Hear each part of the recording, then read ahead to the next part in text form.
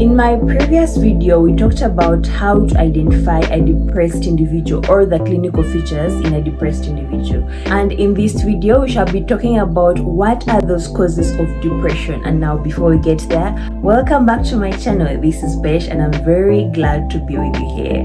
Now, starting off, our point number one is genetics. Now, 37% of cases with depression are usually hereditary or they run in the family.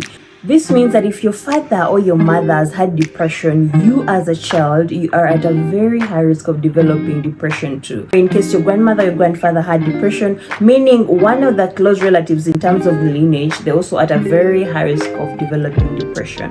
What does this mean? It means when you have a family member that is going through a very traumatic life event, it could be maybe failing to find a job, financial constraints, they're going through something that is very traumatic, be there for them. Try to take care of them, listen to them while they air out their complaints. Be very cautious because that puts them at a very high risk of developing depression, especially that it is already there in the family. Our second point is biological. Now, according to the present theories, it shows that the brain of individuals that are depressed is different from the brains of the people that are not depressed, and this is all the responsibility of the hippocampus. What is the hippocampus? The hippocampus is like a complex structure in the brain that is responsible for memory, for motivation, learning, and it's usually associated with a neurotransmitter called serotonin, and serotonin creates a long-acting effect of happiness or well-being. So the theory explains that for people with depression, they usually have a smaller hippocampus than the people without depression. So that means these people have very few receptors for serotonin, and like we said earlier, serotonin is responsible for creating that long-lasting feeling of happiness. So it means they have a low mood, which I explained in my previous video. It's usually found in people that are depressed. Their mood will be very low, they'll be withdrawn, they're not happy, they're not social with other people. That's what usually happens. But now people that are not depressed, they usually have a bigger hippocampus. It means they have more receptors for serotonin. It creates a more long-lasting effect of being happy. So it means they're not going to be sad like we see in depressed individuals. That's what the theory explains. Going on to our third point, we're going to look at the psychosocial events, starting off with stress. Now, this is usually among individuals that are experiencing major stressful life events. It could be unemployment, it could be financial difficulties or worries, it could be marital problems, it could be physical illness, it can be any major life circumstance that will put you at a very high risk of depression. Now, there you have to take a very keen note. It means for any individual that is close to you and is going through situations like that, be very keen, pay attention to them. Do not just ignore them and think life will just move on just like that. They should be okay, they should handle it.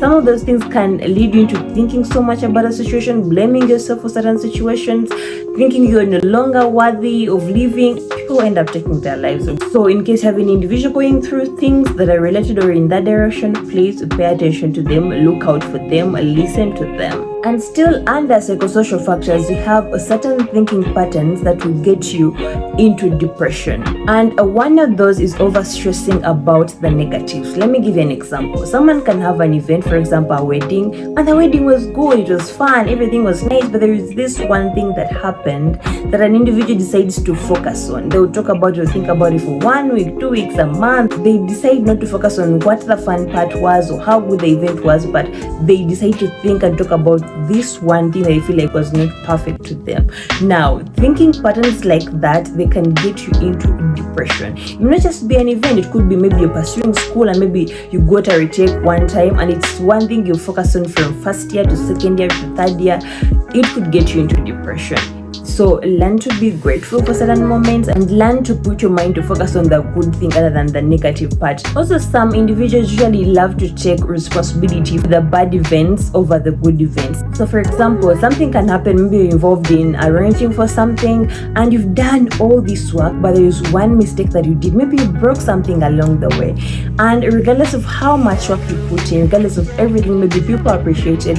Remember that there is one thing that you broke and that touches you. Think about it the whole day, the next week. You do not try to get yourself out of it or appreciate yourself for the good things that you did contributed in that entire event, but the only thing you focus on is the bad thing that you did in that event. also thinking patterns like that, they'll get you into depression. Also, still under thinking patterns, there are individuals that are not flexible about how life should be. The individuals that plan their life or their day or their week according to what they want it to be. They know from A, I'm going to B, I'm going to C, I'm going to D. In case there is any alteration in that, people are going to be stressed, they're going to be uncomfortable, they're going to find ways to fix it, they're going to stress about it.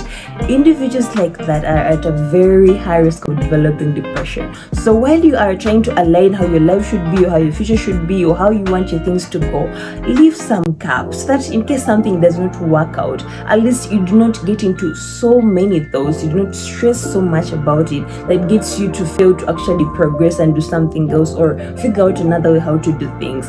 Try to be a little bit flexible. Plan out your life according to the reality of life. You're not in control of everything in that line, the other people that come in. So what if one person gets away, or what if you can't have someone to fix certain things? So you have to be very flexible to avoid cases like that, because that can get you into depression.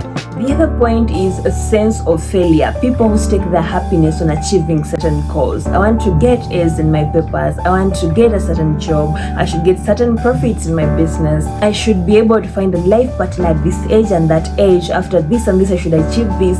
Usually those people are at a very high risk of developing depression. Because why? Some of those things are not going to align how you want them to, because you're not totally in control of how those things should happen. You're not the only person playing a role in how your life should be aligned. So failure to achieve this, usually these people feel like they have failed at life. And getting that feeling that you have failed at life, you feel like you're no longer worthy of living. You're no longer of importance to other people in life. And that's how people even end up taking their own lives, because they feel like they're no longer worthy of living. So when you plan out your life, plan according to reality. Do not have wild expectations. Life was still life. You have to be easy on yourself.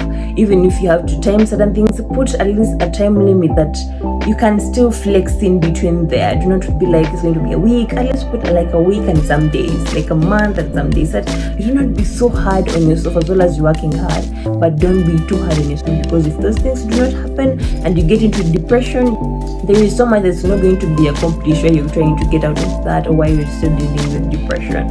And then lastly is experiencing events where loss occurs. Now, loss can be in very many departments or very different sectors, but one I would love to focus on is losing a beloved one. It can be your parent, your sister, your brother, your caretaker, everyone, and maybe anyone that has been close to you and they've been of major significance to you. Loss, grief is such a heavy thing. People need people around them. People need to process their emotions.